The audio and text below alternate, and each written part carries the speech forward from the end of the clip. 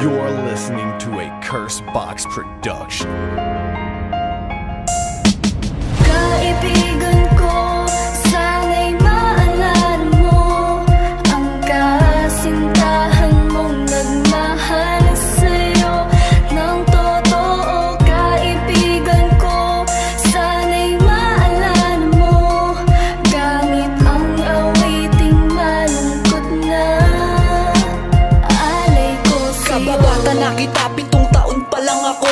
Kaibigan matalik, maituturing ko sa'yo. Wala akong ibang naging kaibigan bukod sa'yo. Sa araw-araw na kasama kitang naglalaro, naging kampante na ikaw ang laging kasama ko. Laging hilingin magkasama tayo, yan ang buhay ko. Maituturing na umiikot ang mundo ko sa'yo. Paano ko masasabi na may paghanga na ako? Dahil bata pa nga tayo at sadyang walang alam tungkol sa pag-ibig at kung paano maiparamdam. Hihintayin ko na lamang na pwede mo nang malaman na ang turing ko sa'yo higit pa sa isang kaibigan. Itinagong nararamdaman ng napakatagal hanggang sa malaman mo na ang ibig sabihin ng pagmamahal. Hinayaan na lang muna ang sarili magpakasaya bilang isang bata na may lihim na paghanga sa Kaibigan ko, sana'y maalala mo ang kasintahan mong nagmahal sa'yo ng totoo. Kaibigan ko,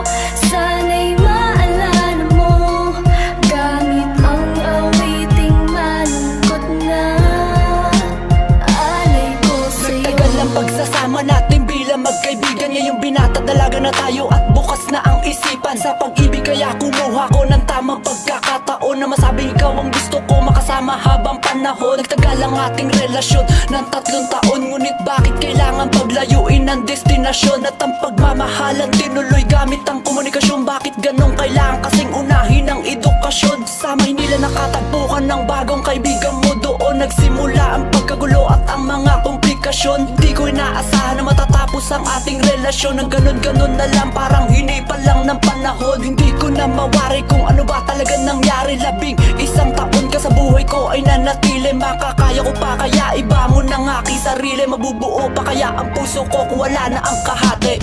Kaibigan ko, sana'y maalala mo ang kasintahan mong nagmahal sa'yo ng totoo. Kaibigan ko, sana'y maalala mo gamit ang awiting malungkot na alay ko Marami sa'yo. nang nangyari sa buhay ko ang nagdaan mula nang iwan mo ako. Nananatiling puso may puwang ang isip ko, yung maasa na ako ay yung babalikan. Ngunit sigaw ng puso ko, sakit ang nararamdaman. Di na nga makayanan, bakit labis mo pang pinahirapan ng aking malaman na bago mo pala nakapalitan ng pagmamahalan. Matalik ko, nakaibigan ako ay lihim ninyong pinagtaksilan. Mahirap pa mawalan ng isang matalik na kaibigan. Higit pa dun ay minamahal ko nakasintahan. Bakit kailangan gawin sa akin to ng kapalaran? Ano ba ang nagawa kong mabigat na kasalanan? Kasalanan magmahal na ibinigay ko ang lahat. Ang magmahal pala na lubos ay may kapalit. Di na hirap